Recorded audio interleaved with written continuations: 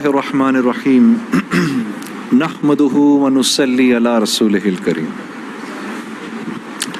قابل احترام بھائیوں، دوستوں، بزرگوں، میری بہنوں، آپ سب کو السلام علیکم ورحمۃ اللہ وبرکاتہ۔ اور مجھے بے حد خوشی ہے آپ کے شہر آنے کی، اور میں سب سے پہلے اپنے پیارے بھائی، اپنے دوست مولانا عمران بشیر صاحب کا دل کی گہرائیوں سے شکریہ ادا کرتا ہوں کہ جنہوں نے مجھے موقع دیا میں آپ تک آؤں، پھر آپ تمام بہنوں اور بھائیوں کا کہ آپ لوگ آ گئے، اور آپ لوگوں کے آنے سے مجھے کتنی خوشی ہوئی ہے اور کتنی تسلی ہوئی ہے کہ میں آپ کو بیان نہیں کر سکتا۔ اللہ سے بس دعا ہے کہ اللہ پاک ہی آپ کو اس کا اجر عطا فرمائے اور اپنی شان کے مطابق عطا فرمائے۔ آپ مولوی عمران صاحب سے دینی اور اصلاحی بیانات سنتے ہی رہتے ہیں، پتہ نہیں کیوں میرے دل میں آتی ہے کہ آج میں آپ لوگوں کو اپنی کارگزاری سناؤں کہ اللہ نے موسیقی سے اس طرف لانے کا جو میرا انتظام کیا وہ کیسے کیا۔ آئیں آج آپ کو میں یہ سناتا ہوں۔ آپ یقین کریں گے کہ یہی دن تھے، بالکل جولائی کی شدید گرمیاں تھیں۔ پنجاب میں تو جولائی میں موسم تھوڑا سا قدرے بہتر ہو جاتا ہے، کراچی میں جولائی میں حبس بڑھ جاتا ہے اور بہت بڑھ جاتا ہے۔ تو یہی جولائی کے دن تھے، میں گاڑی میں بیٹھا ہوا، شیشہ اس کا چڑھا ہوا تھا اور میں جا رہا تھا، تو میں نے اپنے بائیں طرف سے ایک جماعت کو گزرتے ہوئے دیکھا۔ مجھے کچھ اس طرح پتا تھا کہ یہ کچھ ایک جماعت ہے جو لوگوں کو مسجد کی طرف لے جاتی ہے اور وہ تنگ ونگ کرتی ہے، لوگوں کو گھروں سے نکال لیتی ہے، تو لوگ اس جماعت سے بھاگتے پھرتے ہیں۔ کچھ ایسا سنا تھا میں نے، کوئی ایک ایسی جماعت ہے۔ تو میرے دل میں یہ خیال آیا کہ دیکھو تم تو آرام سے گھر میں بیٹھے ہوئے ہو، گاڑی میں بیٹھے ہوئے ہو، اور یہ دیکھو یہ بیچارے لوگوں کو نماز کی طرف، اللہ کی طرف بلا رہے ہیں، اور ان کے کپڑے بالکل بھیگے ہوئے تھے پسینے سے،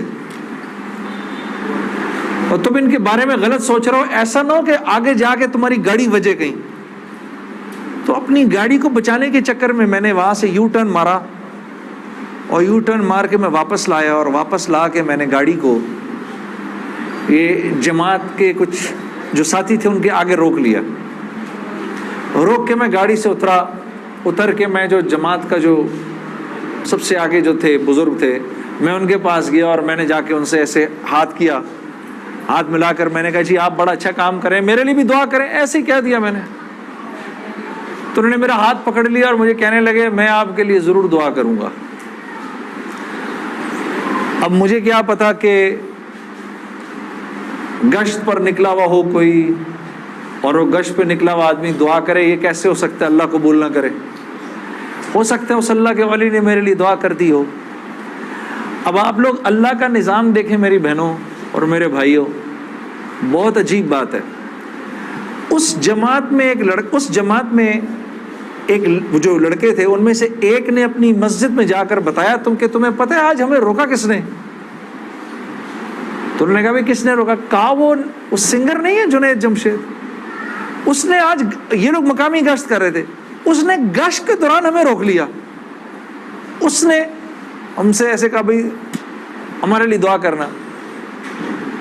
اور جس مسجد میں اس نے یہ بات کہی، اس مسجد میں ایک نمازی تھا جو تبلیغ میں لگ چکا تھا، وہ 16 سال پہلے میرے ساتھ اسکول پڑھتا تھا۔ اللہ کا نظام دیکھیں، 16 سال پہلے میرے ساتھ اسکول میں پڑھتا تھا، تبلیغ میں لگ چکا تھا۔ اس نے کہا کس نے روکا تمہیں؟ کہا وہ نہیں ہے، وہ سنگر جنید جمشید، اس نے روکا ہمیں۔ اس نے کہا اچھا میں ٹھیک ہے۔ اب میرے اس دوست نے مجھے ڈھونڈنا شروع کیا۔ ہاں بچوں آپ لوگ آگے آ جاؤ، ادھر قالین پر آ جاؤ، ادھر آ جاؤ، آؤ میرے بھائی آگے آ جاؤ، ادھر قالین پر بیٹھ جاؤ، میرے لیے تو یہ کافی ہے، یہ قالین تمہارا ہی ہے، بیٹھ جاؤ ادھر آ کے بیٹھ جاؤ، لیکن بات نہیں کرنی اور یہ نہیں کرنا۔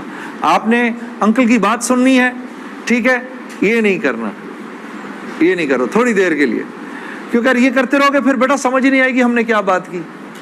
ٹھیک ہے 2 منٹ کے لیے شیطانی ہتھ کنڈے سے جان چھڑا لو. ہاں اچھا تو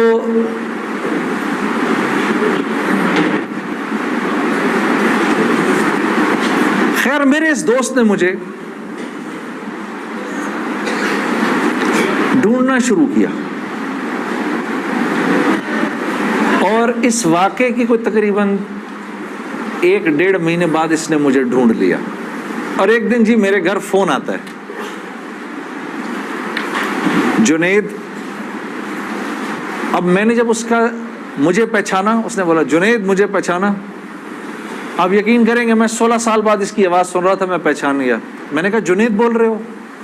ہنسنے لگا. تو مجھے پہچان گیا؟ میں نے کہا میں بالکل پہچان گیا. تو اتنا تو شرارتی لڑکا تھا تو کلاس کے اندر. اور میں نے کہا کیونکہ ہم دونوں کے نام ایک تو تیرے چکر میں بھی بدنام رہتا تھا. ہنسنے لگا. یار کمال ہے تو نے مجھے پہچان لیا. میں نے کہا ہاں میں نے پہچان لیا. میں نے تیرے سے ملنا ہے. میں نے کہا کیوں؟ کہتا ہے بس ایسے ہی، وجہ کوئی نہیں ہے. میں نے کہا یار اچھا ہماری زندگی ایسی تھی، شوبز کی زندگی تھی ہماری، کہ ہمارا دل ملنے کو نہیں کرتا تھا کسی سے. یعنی ہم نے مینیجر رکھے ہوتے تھے جو ہمیں صرف لوگوں سے دور رکھتے تھے. ان کا کام تھا لوگوں سے بات کرنا، لوگوں سے ڈیل کرنا. ہم تک کوئی نہ پہنچے بس. یہاں تک کہ آپ حیران ہوں گے اگر میں آپ کو بتاؤں، یہ بڑی ایک افسوسناک بات ہے کہ ہمارے اپنے گھر والوں کا ہماری زندگی میں رول کم ہوتا تھا، ان مینیجرز کا رول زیادہ ہوتا تھا. آپ نے گھر کب جانا ہے، بچوں سے کب ملنا ہے، یہ تک ان مینیجروں کے ہاتھ میں ہوتا تھا. تو اب کوئی مجھے فون کرے کہ میں نے تم سے ملنا ہے، یہ تھوڑی کہ میں فوراً مل لوں گا اس سے. اب پتہ نہیں اللہ جانے اس نے کیوں ملنا ہے، میرا وقت ضائع کرے گا کیا ہے.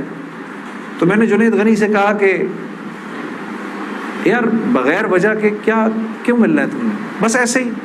میں نے کہا انشاءاللہ دیکھو پھر چلو اللہ نے کبھی موقع دیا تو ملیں گے. کڑک میں نے فون بند کر دیا. ہمیں تو عادت تھی فون بند کرنے کی. اگلے دن پھر فون آ گیا اس کا. میں نے بولا کیا کام ہے؟ کام کوئی نہیں، ملنا ہے. کیوں؟ یار کوئی وجہ نہیں، مل لیتے ہیں. میں نے کہا یار وقت نہیں ہے، فون پہ بات کر لو. نہیں فون پہ کام کوئی نہیں ہے. کڑک فون پر. ایک دفعہ ہوا، 2 دفعہ. اب اس کا میں ہیلو سنتا تھا، فون بند کر دیتا تھا. یہ سلسلہ 1-2 مہینے تک چلتا رہا. یہاں تک کہ جنید غنی کو میرے گھر کے نوکروں کے نام یاد ہو گئے، فون اٹھانے والوں کے نام یاد ہو گئے، سب کچھ یاد ہو گیا. اس کو سب پتا ہوتا تھا میں کب پاکستان میں ہوں، کب نہیں ہوں، کب کہاں ہوں، سب. ایک دن اس کا فون آیا، تو جب میں نے فون رکھنے لگا مجھ سے کہتے دیکھ میں تجھے اللہ کا واسطہ دیتا ہوں میری 1 منٹ کی بات سن لے. میں نے بولا بولو. میں ابھی عمرہ کر کے آیا ہوں، تو میں مدینے اور مکے کی کھجوریں اور زمزم اور یہ کچھ چیزیں لے کر آیا ہوں، یہ لے لے میرے سے، پھر اس کے بعد میں چلا جاؤں گا. کتنی دیر کے لیے آؤ گے تم؟ 5 منٹ کے لیے. میں نے کہا ہاں 5 منٹ. جنید غنی یاد رکھنا 5 منٹ.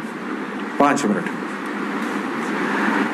دوپہر کو مجھے یاد ہے 3:30 بجے ابھی تک پلاننگ ہوئی. جنید غنی صاحب آئے. اب میں نے جب جنید غنی کو دیکھا تو میرا تو دماغ ہی چکرا گیا.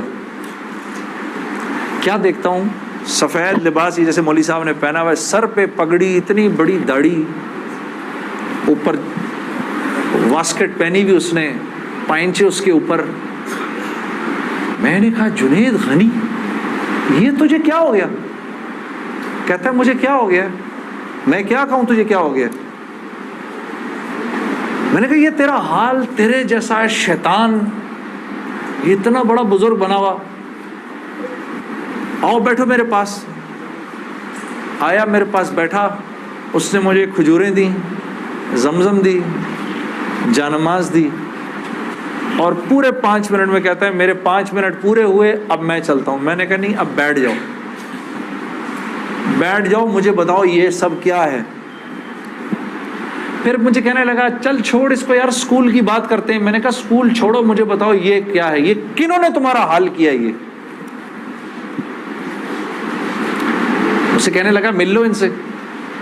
میں نے کہا ہاں میں نے ان سے ملنا ہے, میں نے ان سے ملنا ہے. آپ سوچو کوئی آدمی تبلیغ والوں کے چنگل میں پھنس جائے, ہاں, تو مجھ سے کہتا ہے کل سے ہمارا اجتماع شروع ہو رہا ہے, میرے ساتھ اجتماع پر چلو. میں نے کہا میں چلوں گا.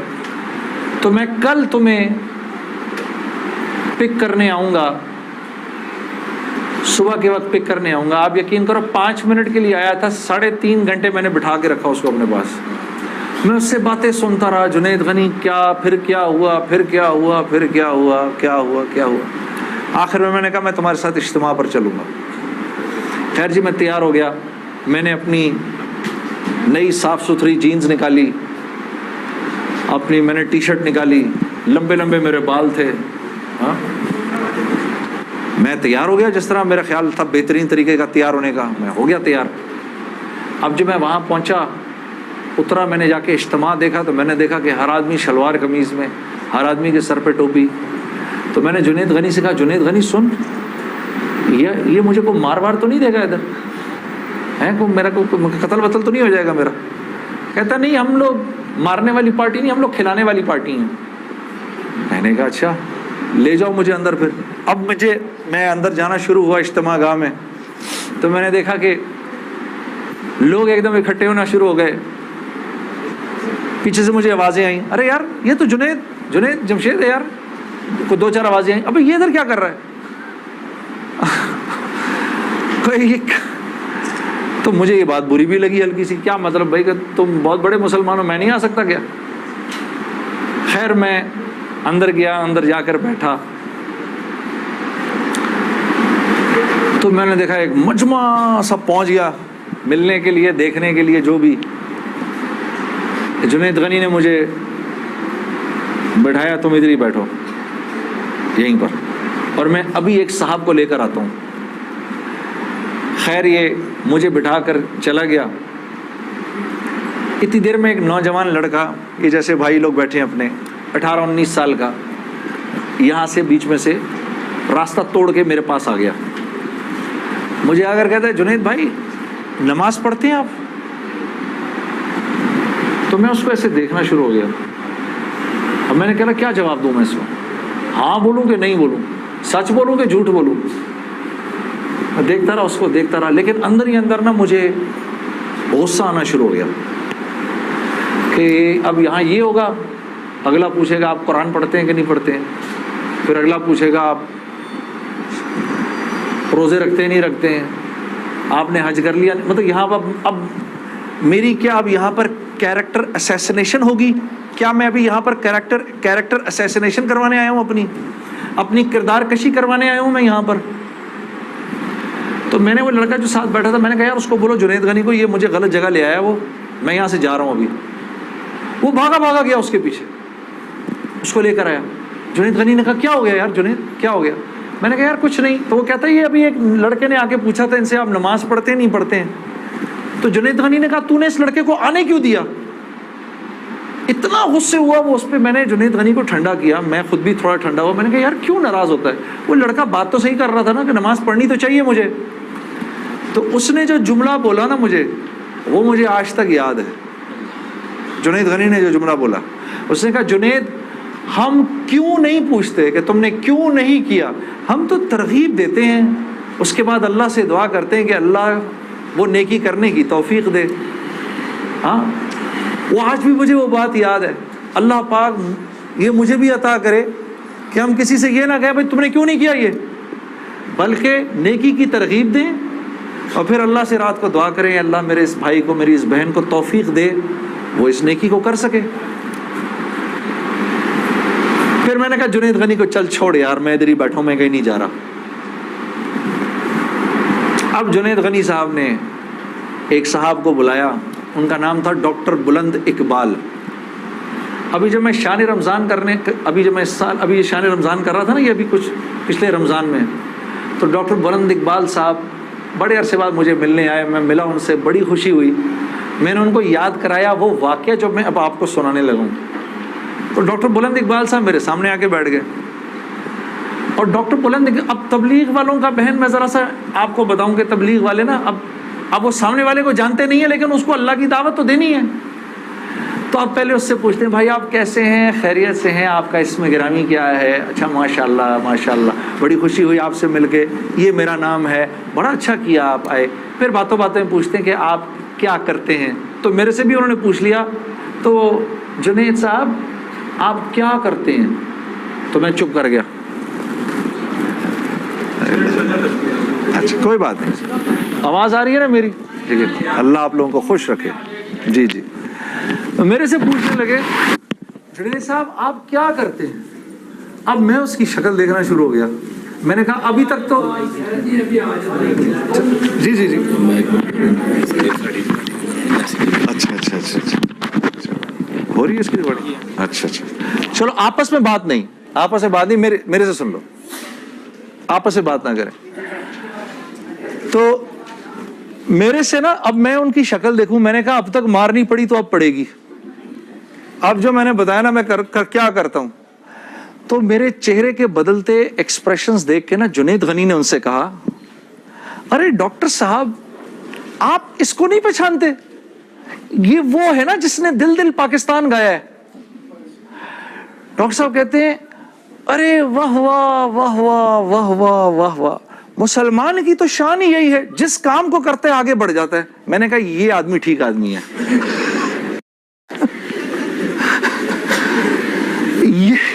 یہ بالکل ٹھیک آدمی ہے، اس سے کرو دوستی۔ تو بعد میں میں نے ڈاکٹر صاحب سے کہا ڈاکٹر صاحب یہ جواب آپ کہاں سے لائے اتنا خوبصورت سا؟ تو مجھے کہنے لگے یار میں نہ تجھے جانتا نہ مجھے یہ پتا دل دل پاکستان کیا۔ تو جب اس نے بولا نا کہ اس نے دل دل پاکستان گایا تو میں نے کہا واہ واہ واہ واہ، اور میں دل میں دعا کروں یا اللہ جلدی سے صحیح جواب میرے ذہن میں ڈال، جلدی سے صحیح بات ڈال میرے ذہن میں۔ تو میں نے فٹ کہہ دیا، اور یہ بات میرے دوستو ہے بھی سچ کہ مسلمان کی شان یہ ہے، مسلمان جس کام کو کرتا ہے نا مسلمان اس کام میں آگے بڑھ جاتا ہے۔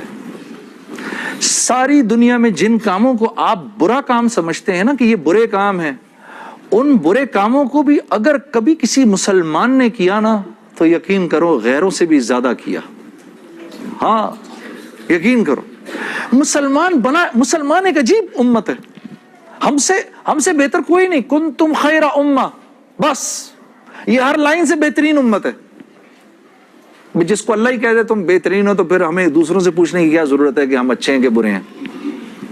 ہاں اب میں پورا دن ڈاکٹر بلند اقبال صاحب کے ساتھ پھرتا رہا، اور جب دن کا آخر آیا تو جنید غنی نے مجھے کہا کہ چل میں تجھے اب گھر چھوڑ دوں۔ میں نے کہا گھر تو مجھے چھوڑ دو، لیکن یہ بسترے کیا ہیں، یہ جو بسترے لگے ہوئے ہیں؟ کہا یہ رات کو لوگ یہاں سوئیں گے۔ میں نے کہا اور یہ جو بزرگ حضرات ہیں یہ؟ کہا یہ بھی ادھر ہی سوئیں گے۔ میں نے کہا یار میں تو ان سے زیادہ فٹ آدمی ہوں، اگر یہ بوڑھے لوگ ادھر سو سکتے ہیں تو میں بھی سو سکتا ہوں۔ تو اس نے کہا یار نور اللہ نور، تیرے لیے بھی بسترا لگا دیتے ہیں۔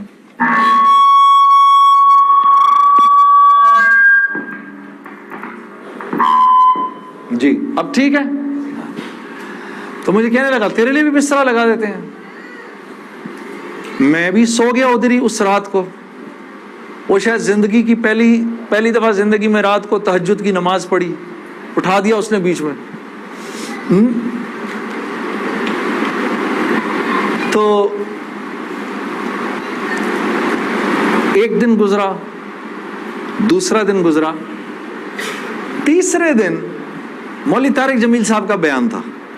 اب مجھے تو نہیں پتا یہ کون ہے، ہاں جب مولوی صاحب نے بیان کیا تو میں نے جنید غنی سے کہا یار بڑے اچھے اچھے بیان تھے یہ سارے تیرے بزرگ، یہ کون آدمی ہے؟ کہنے لگا یار یہ ہیں ہمارے ایک مولانا۔ میں نے کہا یار میں نے ان سے ملنا ہے۔ کہتا یار ان سے نہیں مل سکتا کوئی۔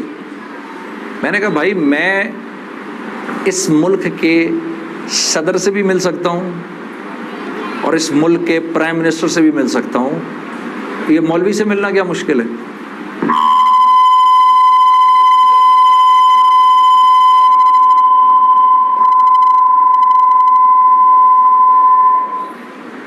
اب ٹھیک ہے، ٹھیک ٹھیک، بہترین، تھوڑا سا اور، تھوڑا سا اس کا گین تھوڑا کم کر دو، ٹھیک ہے۔ ان میں سے زیادہ تر لوگوں کو نہیں پتا کہ اس مائک سے میرا تعلق جو ہے وہ ان ساروں کی عمروں سے بھی پرانا ہے۔ اچھا اب ٹھیک ہے، اب ٹھیک، آپ لوگوں کو پیچھے آواز آ رہی ہے؟ بس بس۔ تو خیر میں نے اس کو کہا مجھے ملنا ہے، ہر صورت میں ملنا ہے۔ کہنے لگا یار کس طرح کریں گے، چل میں تجھے لے کے چلتا ہوں۔ خیر جی ہم پورے مجمع میں سے نکلے دونوں، کرتے کرتے وہ پیچھے حضرات کے ٹینٹس لگے ہوئے تھے، کرنگی میں ہوا تھا یہ کراچی کا اجتماع، میں اور یہ بات کر رہا ہوں 1997 سپٹمبر 1997، 3 سپٹمبر مجھے ابھی تک یاد ہے، میری سالگرہ تھی 3 سپٹمبر 1997۔ عمر بھی بتا دوں میری کیا ہو گئی تھی، معلوم ہے سب؟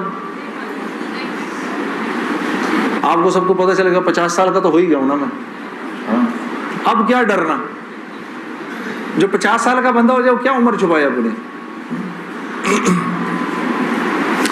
خیر تو میں جب ادھر پہنچا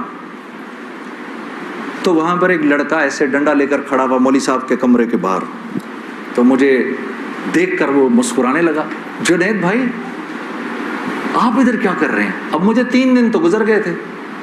میں نے کہا کیوں بھائی، میں کیوں نہیں آ سکتا ادھر، تو بڑا مسلمان ہے میرے سے۔ ہنسنے لگا، نہیں وہ میں نہیں کہہ رہا، میں آپ کو دیکھ کے تھوڑا حیران ہو گیا، کیا کام ہے؟ میں آپ کا بڑا فین ہوں۔ میں نے کہا اچھا، تو میں نے کہا کہ مجھے یہ جو تھے نا مولانا طارق جمیل، ان سے ملنا ہے۔ کہ یار جنید بھائی ان سے تو ملنے کی کسی کو اجازت نہیں ہے۔ میں نے کہا تم جا کر بتاؤ تو صحیح کہ میں نے ملنا ہے۔ اچھا میں کچھ کرتا ہوں۔ خیر وہ اندر گیا، اس نے اندر جا کر کہا کہ آپ آئیں اندر۔ تو میرا دوست جنید غنی مجھے لے گیا۔ آپ یقین کرو میں نے مولوی طارق جمیل صاحب کو زندگی میں کبھی اکیلے بیٹھے نہیں دیکھا، وہ اللہ نے شاید اس دن ملوانا تھا یا بات کروانی تھی، اکیلے بیٹھے ہوئے تھے خیمے میں اپنے۔ جنید غنی نے جا کر اندر کہا مولانا میرا ایک دوست ہے جنید جمشید، وہ آپ سے ملنا چاہتا ہے۔ مولانا نے کہا کون؟ جنید جمشید؟ میں باہر کھڑا حیران ہو گیا، ان کو کیسے پتا میں کون ہوں؟ اندر بھیجو اس کو، اندر بھیجو۔ مجھے بلایا اندر اور جنید غنی کو کہا تم باہر جاؤ، تم باہر انتظار کرو۔ وہ باہر چلا گیا، یہ نوجوان جیسے بیٹھے ایسے جا کے میں مولوی صاحب کے سامنے بیٹھ گیا، اور مجھے ایسے تیز نظروں سے انہوں نے دیکھنا شروع کر دیا۔ میں نے کہا آپ مجھے ایسے کیوں دیکھ رہے ہیں؟ کہتے ہیں میں تجھے نہیں دیکھ رہا، میں تو اللہ کی شان دیکھ رہا ہوں۔ میں نے کہا جی کیا مطلب؟ کہا تیرے بڑے بڑے بورڈ لگے ہیں فیصل آباد کے اندر، بڑے بڑے بورڈ لگے ہیں۔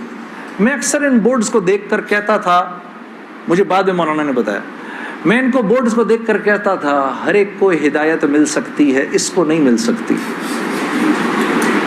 ہاں آج میں جب ادھر ایئرپورٹ آ رہا تھا تو ایئرپورٹ پہ تیرا بڑا سا بورڈ لگا ہوا تھا، ایسے ہی میرے دل میں آئی یا اللہ کیا یہ نہیں ہو سکتا کہ اس سے میری ملاقات ہو جائے، اور تو میرے سامنے بیٹھا ہے، میں اللہ کی شان دیکھ رہا ہوں۔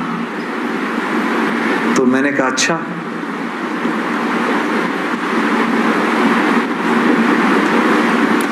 کہنے لگے دل پاکستان تو نے گایا ہے؟ میں نے کہا جی۔ میں نے کہا آپ نے سنا ہے؟ کہا نہیں سنا تو نہیں، بسوں کے پیچھے لکھا دیکھا ہے۔ میں نے کہا چلو یہ کسی یوں پہنچا نہ پہنچا، آئے تو صحیح برسر الزام ہی آئے، ہاں ہوٹوں پہ کبھی ان کے میرا نام ہی آئے تو صحیح برسر الزام ہی آئے۔ میں نے کہا چلو یوں نہیں تو یوں سے، تعارف یوں نہیں ہوا تو یوں ہو گیا، بسوں کے پیچھے تو لکھا دیکھ لیا۔ کوئی نہیں ادھر سنو، اور یہ ہمارے ملک کی سوغات ہے، اس پہ گھبرانا نہیں چاہیے یار. یہ ایسے ہو جاتے ہیں، ہائے یہ کیا، ارے یار کیا ہو گیا، بجلی چلی گئی نا، آ گئی.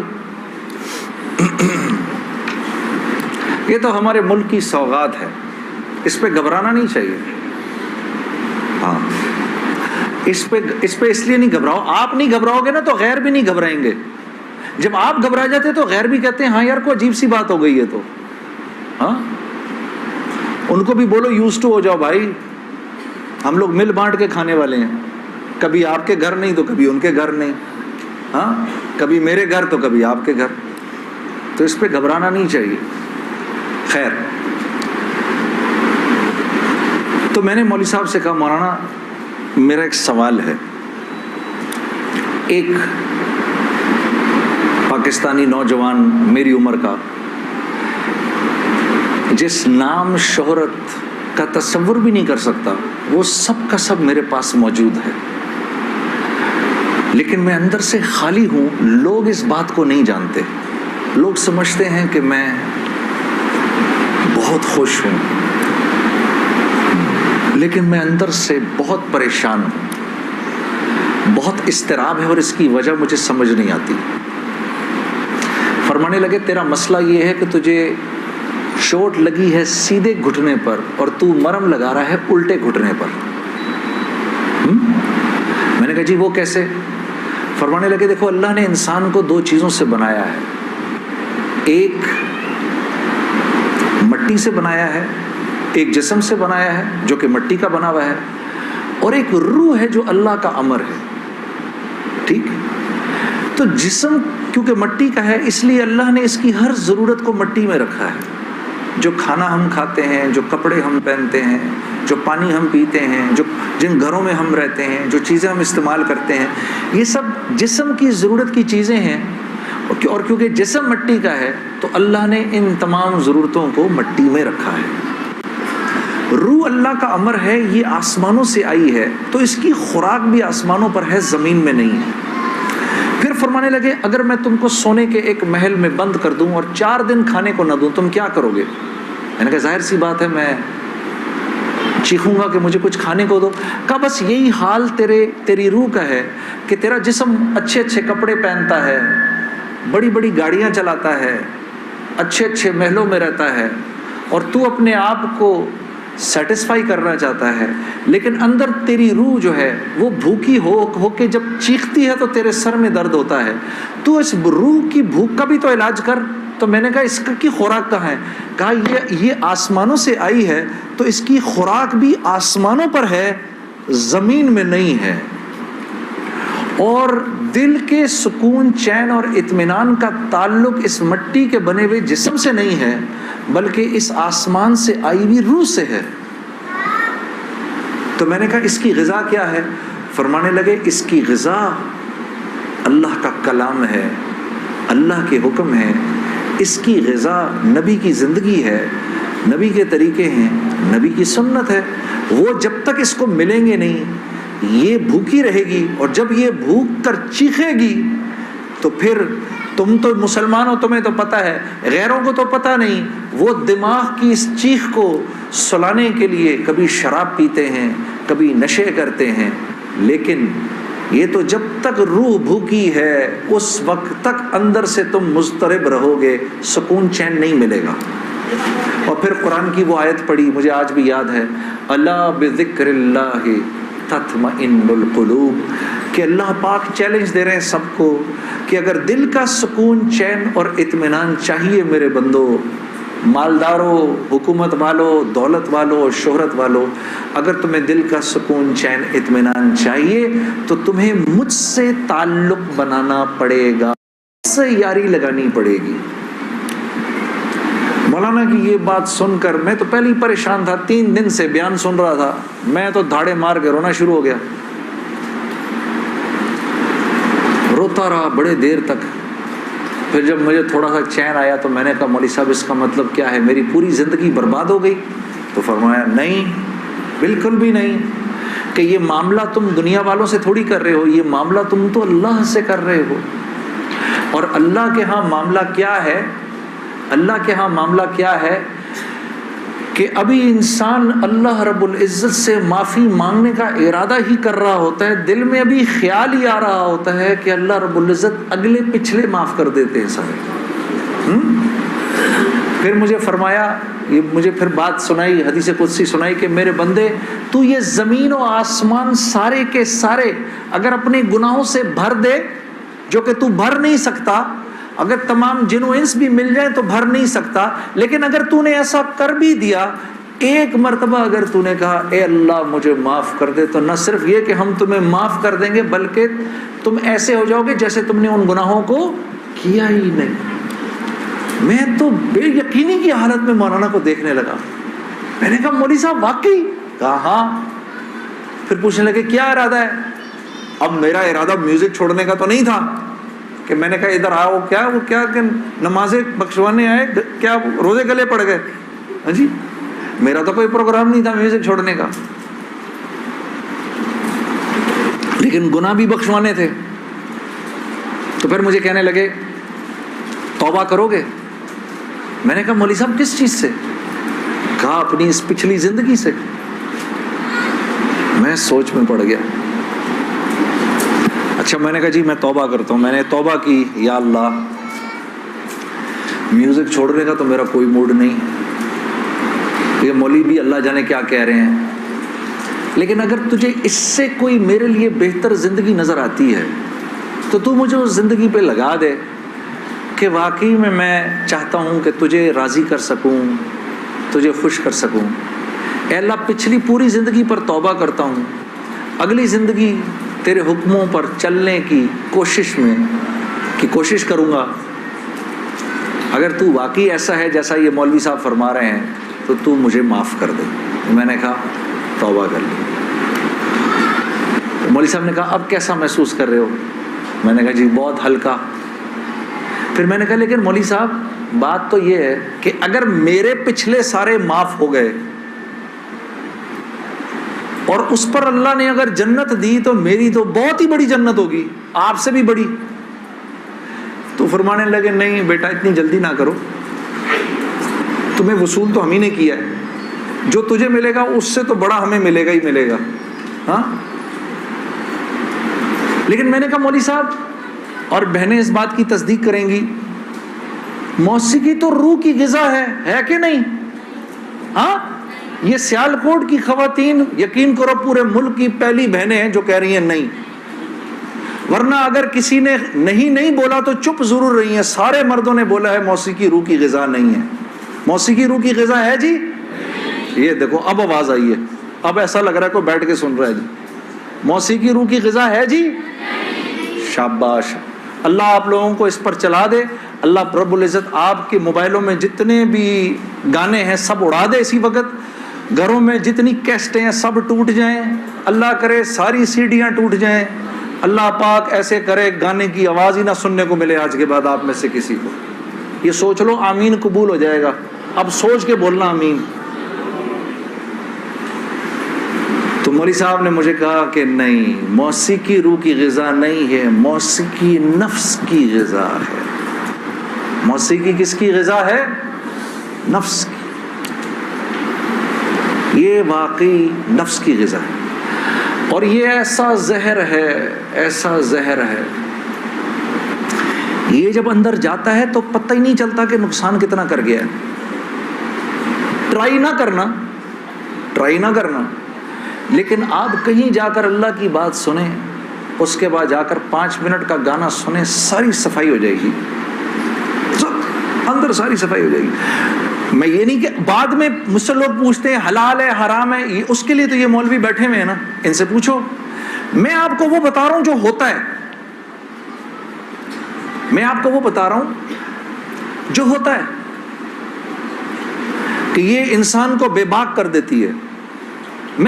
مجھ سے کسی نے پوچھا بھائی اپنے ملک کے لیے گانا، میں کبھی اپنے ملک کے لیے گانا وہ ایک اور چیز ہے، میں ان گانوں کی بات کر رہا ہوں جن کو عام طور پہ لوگ سن رہے ہوتے ہیں بازاروں میں، ہاں، اور پھر کہتے ہیں اس کے سننے میں کیا ہے۔ ارے یار میں کیا بتاؤں آپ کو کیا ہے، خدا کی قسم اگر وہ زندگی اس زندگی سے بہتر ہوتی مجھے کیا تکلیف تھی. مجھے ایک ساتھی کہنے لگا اب تو آپ کے لیے اس زندگی کی طرف جانا بڑا مشکل ہے. میں نے کہا کوئی مشکل نہیں, گلا تو وہیں کا وہیں ہے, گا سکتے ہیں, لیکن اب اس زندگی کی طرف جانے سے بہتر لگتا ہے کہ میں آگ میں چھلانگ مار دوں, کہ وہ اس قدر خطرناک زندگی, وہ اتنی ایک, یقین کرو پوری, صرف گانا نہیں ہوتا, وہ ایک پوری زندگی ہے, وہ ایک پوری زندگی کا نام. جیسے یہ ایک پوری زندگی کا نام ہے نا, صرف دعوت کے 2 بول نہیں ہیں. ہاں, میرے دوست مجھ سے لڑتے تھے, یار تو ادھر گانا گا ادھر جا کے اذان دے دے. ارے میں نے کہا نہیں ہوتا ایسے نہیں ہوتا بھائی. گانا گانے والے کو تو اذان کی آواز سے نعوذ باللہ نعوذ باللہ نعوذ باللہ کراہیت آتی ہے, کراہیت آتی ہے. مجھے یاد ہے ہم کانسرٹ کر رہے ہوتے تھے اور مغرب کی اذان اگر ہوتی تھی, یقین کرو وہ, کیونکہ وہ تو دعوت کے بول ہیں نا, ادھر تو ایک غلط کام ہو رہا ہے نا, وہ تو دعوت کے بول ہیں. وہ دعوت کے بول جب ہمیں سنائی دیتے تھے تو وہ ہمارے سینے کو پھاڑ کے نکل جاتے تھے. ایسے تھوڑی ہوتا ہے, یہ کوئی کھیل مذاق ہے کیا, یا یہ کوئی ٹی وی کا پروگرام ہے کہ جس میں ایکٹنگ ہو رہی ہے کہ نہیں بھئی ادھر جا کر اذان دے دی, ادھر جا کے گانا گا دی, ادھر جا کے اذان دے دی. ایسے نہیں ہوتا.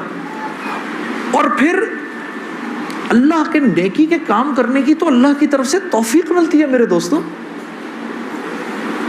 ہاں, عمل صالح کرنے کی تو توفیق ملتی ہے.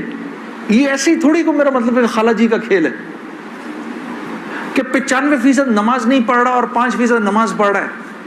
کیوں ہے ایسا؟ سب کیوں نہیں پڑھ رہے؟ من جانب اللہ توفیق ملتی ہے. خیر جی, میں کھڑا ہوا, میں نے کہا اچھا مولانا آپ سے وعدہ تو کر لیا. میرے دوستو میں باہر نکلا سوچتا ہوا, میرے اندر آپ یقین کرو ایک تلاطم برپا ہو گیا. ہاں, ایسی میرے اندر ایک خیر و شر کی نا جنگ شروع ہو گئی, ایسے کر کے ایسی جنگ راتوں کو اٹھ جاتا تھا میں,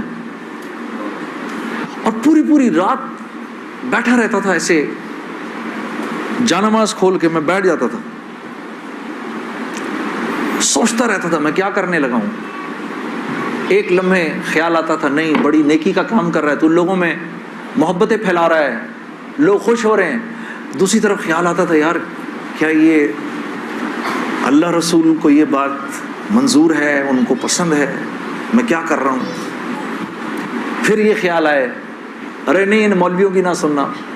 پھر یہ خیال آئے, یاد رکھنا آپ کو میں 2-4 وہ باتیں بتا رہا ہوں جو میرے پہ گزری, یہ میں گر کی باتیں بتا رہا ہوں آپ کو. جب شیطان اپنا چکر چلائے گا نا 2 باتیں کرنے کو کہے گا, یاد رکھنا. پہلی بات, یار یہ تبلیغ والوں سے اب ملنا مت, مولانا سے بات نہ کرنا, ملنا مت. دوسری, مسجد میں نہ جانا. 2 کام نہ کرنا کبھی, ایک تبلیغ والوں سے ملنا مت, ایک مسجد میں نہ جانا. اور بہنوں یہی تمہارے ساتھ ہوگا. وہ جو ہے نا وہ اپنا تبلیغی ساتھی, اس کی بیوی, اب اس کو فون نہ کرنا آئندہ, ٹھیک ہے, اس کے گھر نہ جانا, اب تعلیم میں نہ جانا, کیونکہ اس کو پتا ہے یہ وہاں گئی اور عورت کا دل تو مرد سے 10 گنا زیادہ جلدی اللہ کی بات کو لے لیتا ہے. ہاں, فوراً. میں واپس آ کے بیوی کو کارگزاری سناتا تھا تو میں اس کی حالت بدلی ہوئی دیکھتا تھا, حالانکہ وہ نہ مسجد آئی نہ اس نے وہ اعمال ہوتے دیکھے. اس لیے میں آپ کو بتا رہا ہوں بھائی, جب آپ نکلا کرو گھر واپس آ کر بیوی کو سب بتایا کرو ہم نے کیا کیا. وہ جذبات بنتے ہیں گھر والی کے, اور جب گھر والی کے جذبات بنتے ہیں تو پھر بچوں کی صحیح تربیت شروع ہوتی ہے. دین ان کی زندگی میں آیا تو گھر کے اندر آ گیا, جب تک آپ کی زندگی میں ہے گھر سے باہر ہے. گھر والی کی زندگی میں آ گیا, گھر کے اندر آ گیا. تو میں آہستہ جو بھی 3 دن میں سنتا تھا آ کر گھر والی کو, عائشہ کو بتاتا تھا, عائشہ آج یہ سنا, آج یہ سنا, آج یہ سنا. کرتے کرتے آہستہ پھر میں نے اپنی ماں کو بتانا شروع کیا, مرحومہ کو. اللہ کی شان, میں آج بھی اللہ کا شکر کرتا ہوں, مجھے موقع محل نہیں تو میں آپ کو کبھی بتاؤں جب میری ماں کا انتقال ہوا تو کیسے ہوا. میرے دل کی دعا ہے اللہ ہر عورت کو دنیا سے ایسے لے کے جائے جیسے ہماری والدہ گئیں. تو وہ میں اپنی ماں کو بتاتا تھا، میری ماں بھی ایک دم، اس نے بھی جلدی جلدی لینا شروع کر دیا. کرتے کرتے میری ماں، ہم سب گھر کی خواتین میں سب سے پہلے میری والدہ پردے میں آ گئیں فوراً. اور مولوی صاحب کہہ رہے ہیں ان کے انتقال کا بتائیں، میں ضرور بتاؤں گا آپ کو، مختصراً بتاتا ہوں.